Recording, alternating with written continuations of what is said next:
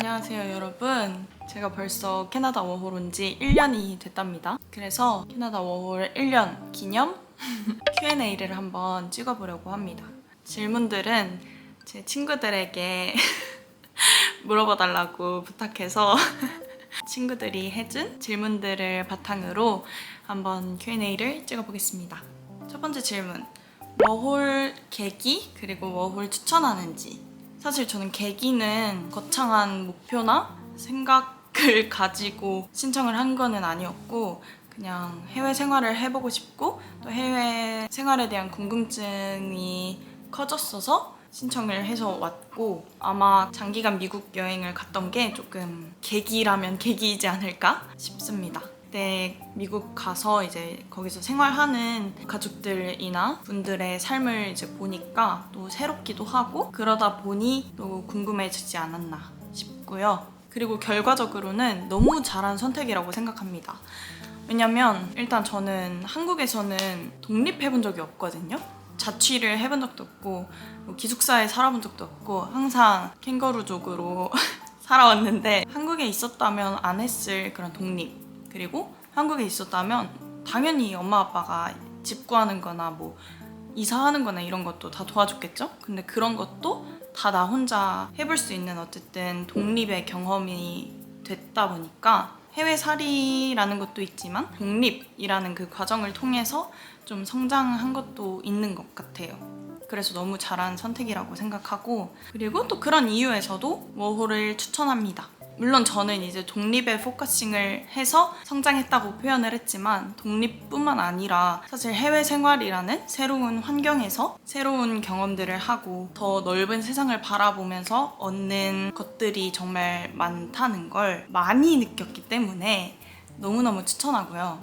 확실히 세상 보는 눈이 넓어지는 것 같아요. 나무를 봤다면 숲을 볼 수 있게 되고 생각도 넓어지는 것 같고요. 그리고 나보다 더 많은 경험을 한, 더 넓은 시야를 가진 사람들을 더 많이 만날 수 있는, 물론 한국에서도 만날 수 있지만 더 많이 만날 수 있는 기회가 된다고 생각을 해서 그런 사람들을 만나면서도 또 많은 것을 배울 수 있거든요. 그래서 정말 배우는 게 많다. 그렇기 때문에 너무 추천한다. 근데 워홀이 아니더라도 대학생이라면 교환학생을 갈 수도 있는 거고 아니면 뭐 어학연수를 한 두세 달? 뭐 아니면 6개월이라도 올 수 있는 거고 그런 식으로 여러 경로를 통해서 해외 생활을 해본다는 거는 저는 너무너무 추천합니다. 솔직히 사람들 막 해외 나가서 그냥 놀다 오는 거 아니야? 그 1, 2년 그냥 버리는 거 아니야? 라고 생각할 수도 있지만 절대 전 아니라고 생각하거든요. 물론 막 와서 매일 술 먹고 막 클럽 가고 놀고 이럴 거면 오지 마세요. 그러면은 이제 오지 마시고 그런 게 아니라 그냥 진짜 내 삶을 살아가고 생산적으로 살아갈 것이다 라는 생각이 있다면 그냥 멀쩡한 사고를 가진 사람이라면 저는 해외 생활을 해보면은 그 안에서 배우는 게 너무나 많고 또 세상에 정말 헛된 일은 없다고 생각하거든요. 이 경험이 어떠한 경로로 또 쓰여질지 모르는 거기 때문에 기회가 있다 또 그런 마음이 든다 그러면은 추천합니다. 워홀 오세요. 나이도 사실 저는 늦은 나이 없다고 생각해요. 그리고 워홀이 가능한 나이라면 why not? 오세요. 너무 추천합니다. 그다음 캐나다를 선택한 이유, 밴쿠버를 선택한 이유. 솔직히 이것도 큰 고민은 안 했었는데 우선 캐나다는 미국이랑 가깝다 보니까 비교적 마음의 안정이 들고 너무 낙동강 오리알처럼 느껴지지 않을 것 같아서 선택을 했던 것 같고 그리고 영어 액센트도 더 익숙하다 보니까 비교적 쉽게 적응할 수 있지 않을까 싶어서 선택을 했고 밴쿠버로 선택한 것도 큰 고민은 없었는데요. 일단 뭔가 동부는 너무 추울 것 같았고 조금 물론 아니겠지만 조금 삭막한 뭔가 그런 분위기? 약간 느낌이 있었어요. 근데 이제 밴쿠버를 생각해보면 뭔가 좀 더 푸릇푸릇한 그런 이미지가 연상이 됐어서, 그리고 좀 더 따뜻할 것 같아서 서부인 밴쿠버를 선택을 했고, 밴쿠버랑 빅토리아를 잠깐 고민을 했었는데 아일랜드보다는 육지가 조금 더 많은 경험을 할 수 있을 것 같았고, 빅토리아는 자주 놀러 가면 되지 않을까 해서 밴쿠버를 선택했는데 너무 만족합니다. 이제 밴쿠버에 1년 있으면서 봄, 여름, 가을, 겨울을 다 경험했잖아요. 근데 진짜 여름은 천국이 따로 없고요. 진짜 너무 예쁘고 날씨도 너무 좋고 막 해 10시까지 떠 있고, 진짜 여름 밴쿠버는 진짜 너무너무 좋았고, 겨울은 말 그대로 레인쿠버기는 해요. 계속 비가 오고. 근데 생각보다 나쁘지 않았어요. 왜냐면 하나도 안 춥고 어느 정도냐면 눈 온 거를 본 게 밴쿠버에서 한 번밖에 없었어요. 근데 한 번도 막 쌓인 것도 아니고 그냥 오다가 이제 비로 변한 그 정도로 진짜 안 춥고, 물론 이번 겨울이 유독 안 추웠다고는 했는데 아무튼 날씨도 괜찮고, 물론 해가 일찍 지지만 그것도 익숙해지는 것 같고요. 저는 밴쿠버를 선택한 걸 너무너무 만족하고, 다시 돌아간다 해도 저는 무조건 밴쿠버를 선택할 것 같습니다. 그 다음으로는 인종차별이나 치안. 캐나다 사람들 착한가요? 사실 캐나다 자체가 다문화 국가다 보니까, 그리고 특히 밴쿠버는 더 정말 다양한 사람들이 살다 보니까 인종차별은 정말 단 한 번도 겪어본 적이 없고요. 뭔가 이방인으로 느껴지는 순간도 그래서 비교적 적었던 것 같아요. 그래서 네, 인종차별 정말 하나도 없다. 그리고 진짜 나이스해서 특히 밴쿠버 사람들이 더 나이스하다고 하더라고요. 동부에서 온 사람들은. 그래서 밴쿠버 사람들 진짜 나이스하고 정말 친절한 것 같아요. 어딜 가든. 캐나다 사람들 착하다! 물론 사바사겠지만은 저의 경험을 베이스로 해서는 다들 착했던 것 같고, 치안도 저는 꽤 좋은 편이라고 생각해요. 물론 마약거리, 헤이스팅스 조심해야 될 그런 거리들이 있지만, 제가 여기 띄울게요. 여기는 당연히 조심을 해야 하지만 이런 곳 외에는, 이런 특정한 거리 외에는 그냥 다 괜찮은 것 같아요. 물론 거주지나 뭐 생활 반경이 다 다운타운이라서 홈리스도 꽤 많이 보긴 하는데요. 그렇다고 홈리스 분들이 LA처럼 뭔가 위협적이거나 이런지는 않거든요. 그래서 그냥 잘 피해 다니면 돼요. 이게 익숙해져가지고 그냥 조금 냄새가 날 수도 있고 뭐 하지만 위협적이거나 하지는 않다. 물론 저녁에 돌아다니는 건 한국도 안전하진 않잖아요. 안전하진 않지만 뭐 그렇다고 엄청 위험한 거는 또 아닌 것 같아요. 그리고 소매치기도 없지만 그렇다고 막 한국처럼 카페에 막 핸드폰, 지갑, 노트북 올려놓고 막 어디 갔다 오고 화장실 갔다 오고 이 정도는 아닌 것 같아요. 그런 부분은 조심해야 하지만 치안은 전체적으로 좋은 편인 것 같다. 그 다음은 영어 실력이 노답 쓰레기여도 워홀 갈 수 있는지, 그리고 또 영어 자격증 이런 거 따고 갔는지. 사실 저는 원래도 영어에 노출된 환경이라 막 영어가 두렵거나 그런 거는 아니었지만, 환경상 당연히 와서 더 많이 영어에 노출이 되고 당연히 영어를 써야 하는 상황이니까 영어가 늘 수밖에 없기는 해요. 그러나 공부를 안 하면 한계는 있는 것 같아요. 사실 특수한 경우가 아니면은 뭐 쓰는 말만 쓰고 그냥 어디 가서 주문하고 뭐 이 정도만 계속 반복이 된다면 당연히 내 영어도 반복이 될 테고 발전은 없겠죠. 그래서 늘긴 하되 정말 스피킹이 막 유창해지거나 하지는 않는 것 같아요. 본인의 노력이 없다면. 그래서 막 오기 전에 얼마나 영어 공부를 해야 될까, 영어를 얼마나 해야 하지? 이런 생각이 든다면 정말 당연하게도 최대한 많이 하고 오는 게 좋은 것 같습니다. 그리고 막 영어가 개 노답 쓰레기면은 오지 마세요.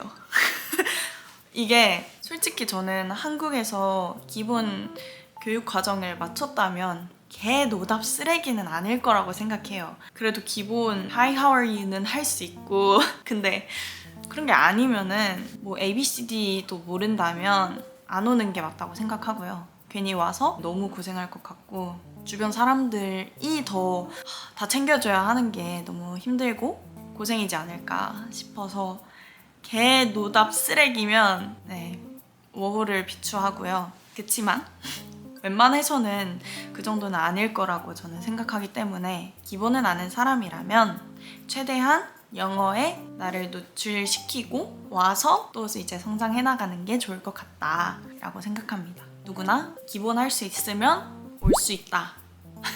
말을 너무 못한 것 같긴 한데 무슨 말인지 알죠?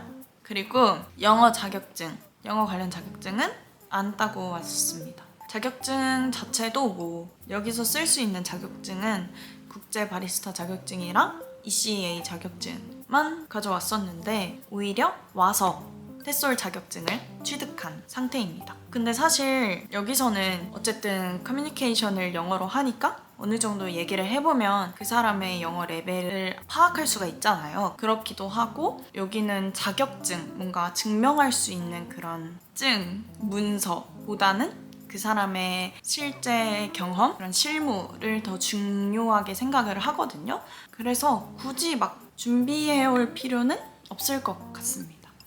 오히려 그냥 영어 스피킹을 더 준비해와라 라고 말하고 싶습니다.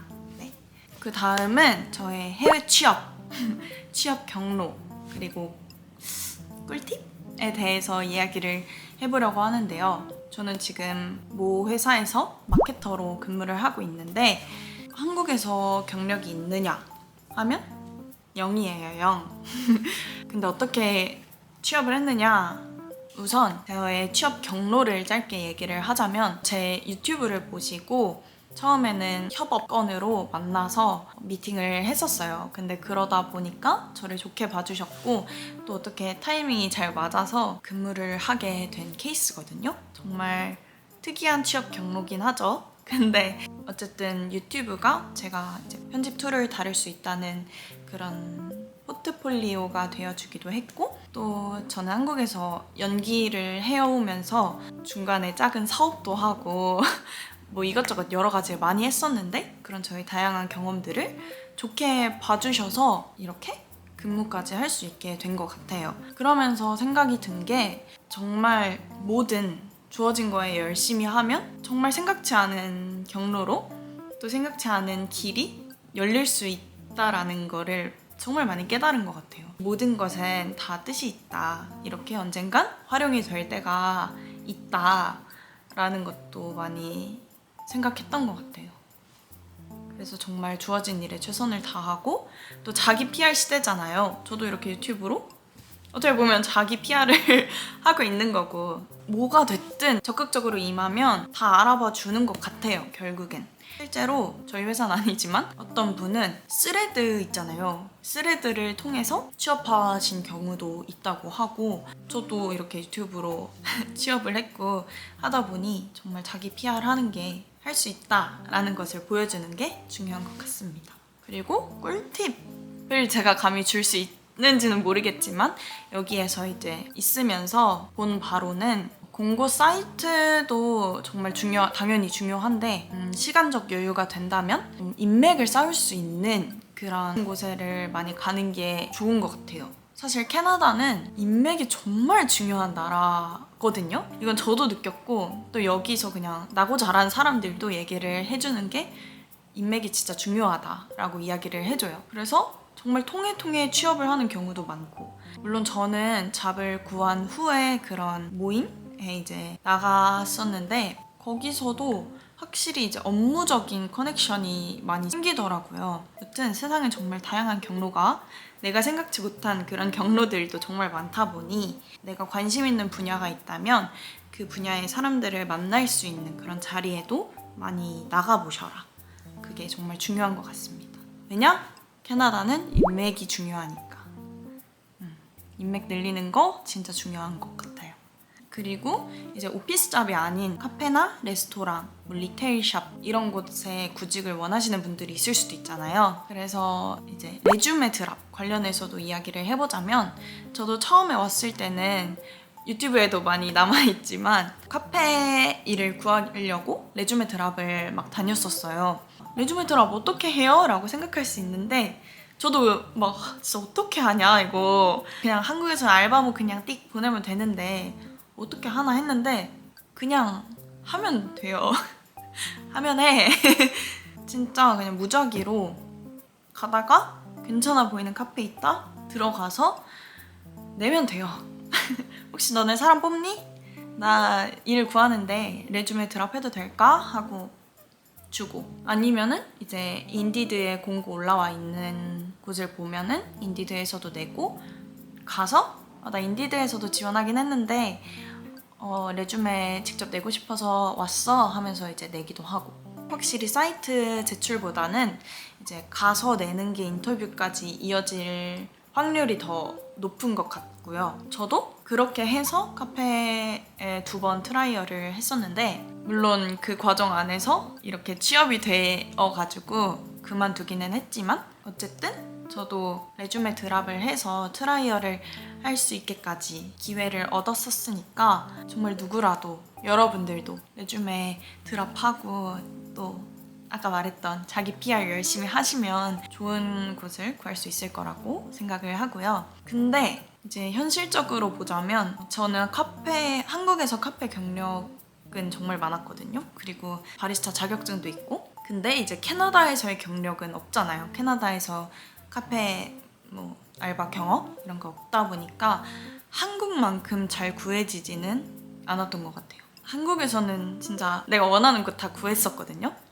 근데 이제 여기는 내가 원하는 곳을 다 구할 수는 없는 게 현실이긴 하다. 그래도 그런 레주메 드랍을 통해서 다들 구하니까 걱정하지 마시고 한번 그냥 눈 딱 감고 시도해 보셔라.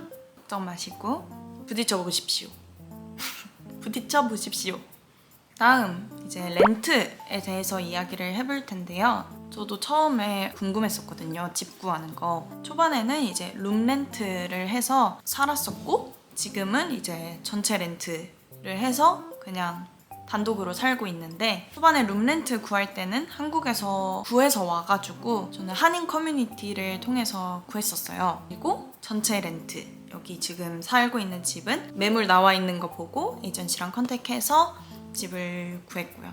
근데 이제 집 구할 때 팁을 조금 얘기해보자면 우선 제가 걸렀던 이제 리스트 룸 구할 때 걸렀던 첫 번째는 너무 많은 사람이 사는 곳은 그냥 바로 패스했습니다. 솔직히 그래도 내가 쉬는 공간이고 내가 살아야 되는데 거기서 너무 많은 사람들이랑 살고 막 화장실 너무 많은 사람들이랑 공유하면은 저는 너무 싫을 것 같아서 그리고 너무 불편할 것 같아서 저는 너무 많은 사람이 사는 곳은 리스트에서 뺐었고요. 물론 사람마다 달라서 그런 게 괜찮다면 선택하시면 되겠지만 저는 그걸 좀 기준으로 봤었고 그래서 전에 살았던 집도 그냥 방마다 한 명씩 총 3명 살고 화장실 2명이서 쉐어하고 이 정도여서 그냥 그 집으로 선택했던 것도 있습니다. 그리고 저는 이제 스테이션 가까운가를 많이 봤어요. 그리고 와서 집을 구할 때도 무조건 스테이션 가까운지를 체크했던 것 같아요.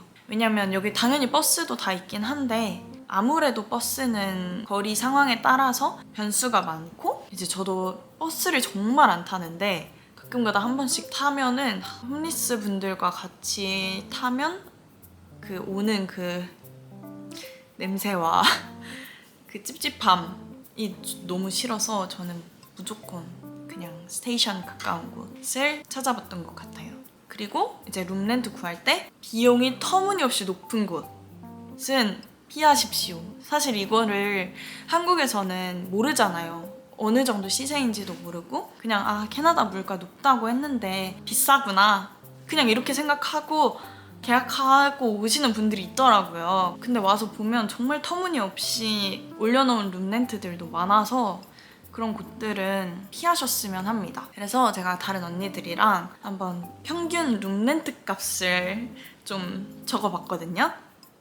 물론 올라갔다 내려갔다 할 수 있고 시기에 따라서 집값에 따라서 이제 당연히 변할 수 있다. 그치만 이제 지금 시점에서 다운타운 기준으로 한번 봤을 때 댄 리빙룸은 800에서 900불 정도인 것 같고 솔라리움은 1000에서 1100불 그 다음 세컨룸은 1200에서 1300 그 다음 마스터룸은 1400에서 1600 정도인 것 같다 라고 저희가 한번 평균을 내봤는데요. 당연히 더 비싼 집이 있을 수도 있고 더 싼 집이 있을 수도 있지만 그냥 평균은 이 정도인 것 같다. 이 정도면 그냥 뭐 잘 구했네 라고 생각하는 것 같다. 잘 찾아보면 좋은 매물 정말 많이 있으니 섣불리 귀찮다고 계약하지 마시고 잘 찾아보시고 좋은 곳으로 렌트를 구하시길 바라겠습니다. 다음 한국 가고 싶었던 순간 그리고 워홀 해보니까 정착하고 싶은 마음이 생겼는지 그리고 한국 돌아가면 그리울 것 같은 거 솔직히 한국 가고 싶은 생각 작년까지 정말 없었던 것 같아요. 그러니까 그립다? 물론 가족들이 보고 싶고 우리 강아지 미소 보고 싶고 이런 마음은 있었지만 막 나 한국 갈래 다 때려치고 이런 거는 한 번도 없었던 것 같아요. 음식도 솔직히 여기서 다 한국 음식 한국에서보다 더 많이 한식을 먹었고 그리고 제가 여기 와서 조금 있다가 언니가 다시 돌아왔고 또 조금 있다가 친한 친구가 놀러 왔고 또 조금 있다가 많은 언니 놀러 오고 이러니까 사무치게 막 그리워서 막 한국 가고 싶고 이러지는 않았던 것 같아요. 근데 아팠을 때 저 올 초에 좀 시게 아팠는데 그때는 좀 서럽더라고요. 한국이었으면 엄마 아빠가 쭉 사다 주고 밥 해주고 약 사다 주고 다 이렇게 간호해줬을 텐데 그리고 우리 털복숭이 만지면서 이렇게 푹 쉴 수 있었을 텐데 그러지 못해서 그때는 이제 좀 집에 가고 싶더라고요. 집에 있는데도 한국 집 가고 싶고 아팠을 때는 좀 더 많이 그리웠던 것 같고 그리고 친구들끼리 나 빼고 재밌게 놀 때 그리운 마음은 좀 있었던 것 같아요. 보고 싶은 마음 가족들, 강아지, 우리 친구들 다 보고 싶죠. 그치만 다 때려치고 한국 가고 싶었던 순간은 없었다. 그리고 이제 정착하고 싶은 마음 막 가족들이랑 같이 살고 싶다는 생각은 많이 했었던 것 같아요. 가족들 다 같이 와서 강아지 데리고 와서 살긴 너무 좋겠다. 강아지랑 살기 너무 좋은 나라이다 보니까. 근데 솔직히 막 내가 여기서 가족을 막 꾸리지 않는 이상은 정착하지는 않을 것 같다는 생각이 점점 확실해지는 것 같아요. 문화적으로 봤을 때는 해외의 문화가 너무 잘 맞는다고 생각을 했지만 결국 저는 가족이 너무 중요한 사람이고 가족과 함께 할 수 없다는 이유 하나만으로도 해외 정착은 안 할 것 같습니다. 그리고 또 아직까지는 연기를 하고 싶은 마음이 남아있다 보니까 한국 가서 내가 더 잘할 수 있는 한국어로 연기에 도전을 더 하고 싶다라는 생각이 들어서 힘들게 모든 걸 다 포기하고 정착하고 싶은 생각은 없는 것 같아요. 그리고 한국 가면 그리울 것 같은 것은 문화, 여유로움 이런 거? 자연? 저는 원래도 워라밸을 정말 중시하는 사람인데 여기에서는 그냥 말만 워라밸이 아니라 진짜로 워라밸이 지켜지고 또 사람들이 여유가 있다 보니까 물론 그게 또 어떻게 보면 모순적으로 느리다는 단점이 될 수도 있지만 그게 저한테는 느리다보다는 여유롭다로 다가왔기 때문에 그 여유가 좀 그리울 것 같고 그리고 집 앞에서 그냥 걸어서 볼 수 있는 자연, 바다, 그리고 파크들 이런 게 좀 그리울 것 같습니다. 사실 한국 가면 다 그립겠죠. 뭐 다 미화되고 그냥 뭐 출근하면서 사 마시는 티몰튼도 그립고 뭐 푸틴도 그립고 그냥 사람들도 그립고 다 그립겠죠. 꼽아보자면 그 정도인 것 같습니다. 그리고 진짜 실생활적으로 들어와서 은행에 대해서도 짧게 얘기를 해보자면 저는 여기서 와서 만든 계좌가 총 3개가 있는데요. 처음에는 TD, 그 다음에 CIBC, 그 다음에 심플리 이렇게 3군데를 만들었어요. 솔직히 그냥 다 비슷비슷한 것 같아요. 계좌 뭐 은행은. 근데 이제 뱅크 오픈할 때 그 프로모션이 다 다르다 보니까 그런 거를 확인하고 만드시면 좋을 것 같고, 제가 이제 만들었을 때의 기준으로 말씀드리면 캐나다는 계좌 유지비라는 게 있어요. 말 그대로 계좌를 유지하려면, 내가 이 계좌를 쓰려면 그 유지 비용을 매달 이제 내야 한단 말이죠. 근데 PD는 그게 1년 동안 무료였고 CIBC는 2년 동안 무료였습니다. 그리고 심플리는 그 노피 체킹 어카운트가 있어서 아예 유지비가 없답니다. 그래서 이거는 서브로라도 만들어 두는 걸 저는 추천합니다. 만약에 귀국하고 나서 텍스 리펀을 하거나 할 수도 있으니까, 어떻게 될지 모르니까 이 심플리는 그냥 만들어 두는 게 좋은 것 같아요.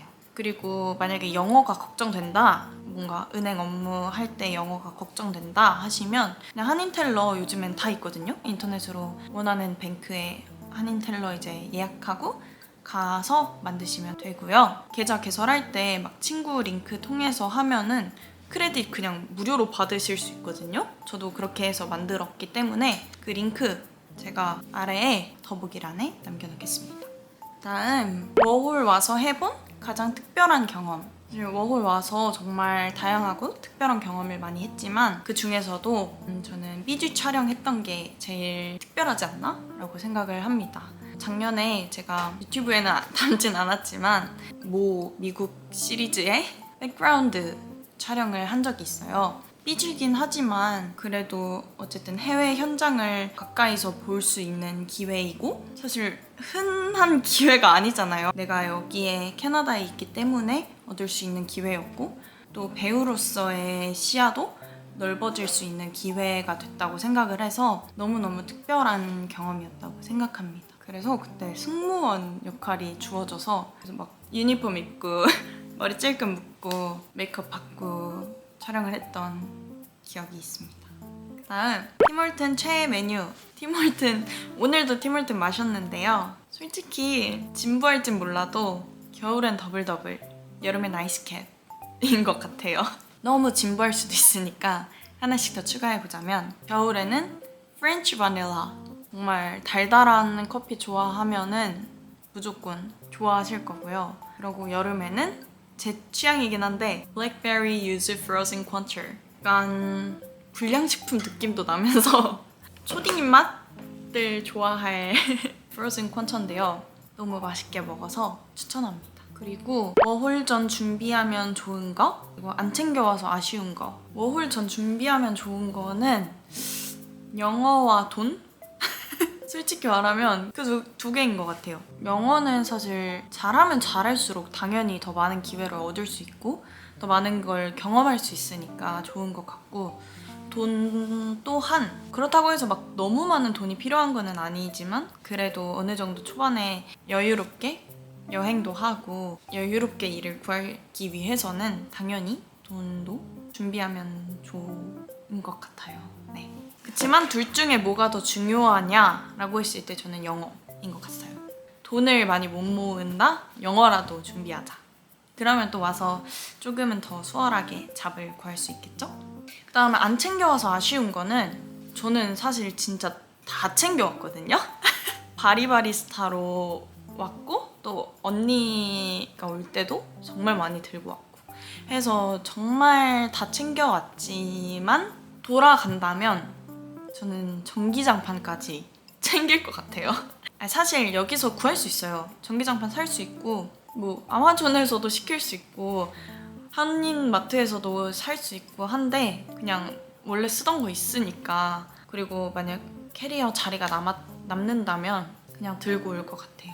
저도 어차피 그 코드 다르니까 가서 사야 되는 거 아닌가? 라고 생각했는데 한인마트에서 산 전기장판 코드가 그냥 한국 코드인 거예요. 그리고 돼지코를 꽂아야 하는. 뭐야, 그럴 거면 그냥 한국에서 들고 와도 되잖아요. 그래서 그냥 그거 하나? 필수는 아니지만 그냥 한 가지를 꼽자면 그거 하나? 전기장판? 그리고 물가가 어느 정도인지, 한 달 생활비나 자금 얼마 정도 준비하면 좋은지 이런 것도 물어봐 줬는데 물가는 한국보다는 당연히 비싸고 어느 부분에서는 한국이랑 비슷하기도 하고 또 싸다면 싼 것들도 있는 것 같아요. 근데 사실 제가 한국 물가를 잘 몰라서 막 외식 물가 이런 거 당연히 알지만 장 보는 물가 이런 거는 모르니까 그런 거는 패스하고 뭔가 외식이나 쇼핑할 때 물가를 생각해 보면 한국의 한 1.5배 정도 물가가 높은 것 같다. 한 달 생활비나 막 초기 자금은 진짜 솔직히 저는 막 정리하고 그런 거를 돈 막 가계부 쓰고 막 이러질 않아가지고 진짜 모르겠거든요. 근데 그냥 고정적으로 어느 정도 있어야 한다 한 달에 이거를 생각해 보면 집세 내고 그래도 먹고 좀 놀고 하려면 최소 2천 이상은 벌어야 하지 않나. 근데 웬만하면은 그거보단 더 많이 벌 수 있을 겁니다. 워홀 가기 전 자금은 많으면 많을수록 당연히 좋겠지만 이것도 최소 금액을 한번 생각해 보면 일단 처음 한 2달 렌트비 정도는 필요한 것 같고 처음에 이제 여행을 그래도 좀 해야 되니까 그래도 한화 기준으로 500만 원? 그치만 많으면 많을수록 좋다. 그리고 마지막으로 이제 워홀을 준비하는 분들에게 제가 하고 싶은 말들을 한번 생각을 해봤는데요. 꼭 해주고 싶은 말은 정말 헛된 일은 없다라는 마음가짐이 중요한 것 같아요. 와서 정말 어떤 일을 하게 될지 또 어떤 경험을 하게 될지 우리는 모르잖아요. 안 와봤으니까. 그치만 와서 어떤 일을 하든 헛된 일은 없고 모든 나의 경험과 일들이 미래 나의 삶을 위한 또 좋은 경험이 되고 밑바탕이 되어줄 거라고 저는 생각을 하셨으면 좋겠어요. 왜냐면 저도 그렇게 생각을 하고 있고 또 그렇게 경험을 하고 있기 때문에 그런 마음가짐으로 오셔서 주어진 거에 최선을 다하면 워홀이라는 제도를 정말 알차게 잘 활용할 수 있을 거라고 생각하고요. 그리고 진짜 중요한 건 기록하라. 기록을 꼭 하셨으면 좋겠어요. 이 추억들을 뭐 블로그가 됐던 저처럼 이렇게 유튜브가 됐던 이 시간이 지나도 이 순간들을 기억하고 또 추억하고 되돌아볼 수 있는 그런 기록할 수 있는 매개를 좀 찾아오시면 좋을 것 같아요. 뭐 일기가 될 수도 있죠. 이런 보여지는 게 싫다면 사진도 많이 찍고 영상도 많이 찍고 해서 많이 기록하셨으면 좋겠습니다. 저도 어쨌든 이걸 기록하고 싶어서 유튜브를 제대로 시작한 것도 있고 캐나다에서의 기록을 차근차근 기록해 나가고 있는데 너무 잘한 일이라고 생각해요. 1년 전 영상들만 봐도 너무 막 추억이고 이랬었나 싶은 잊었던 기억들도 다시 되살아나기도 하고 내가 봤을 때 추억 여행을 할 수 있기 때문에 저는 이 유튜브를 한 걸 너무 잘한 일이라 생각하고 또 이걸로 어쨌든 취업까지 하게 됐다 보니까 뭐든 시도해보고 도전해보고 기록하셨으면 좋겠습니다.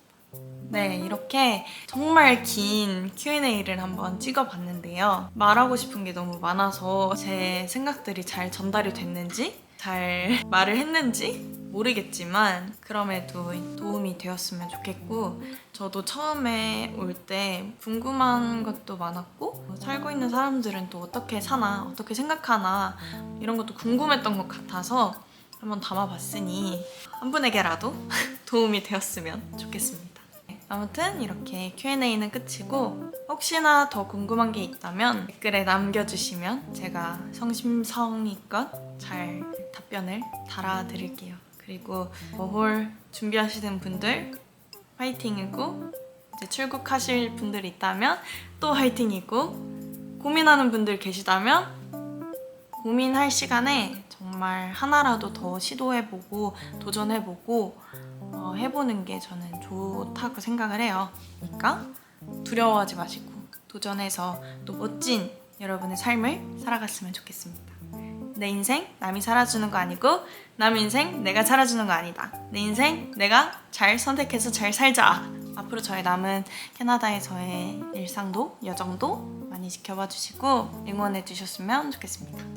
그럼 오늘 영상 봐주셔서 감사합니다.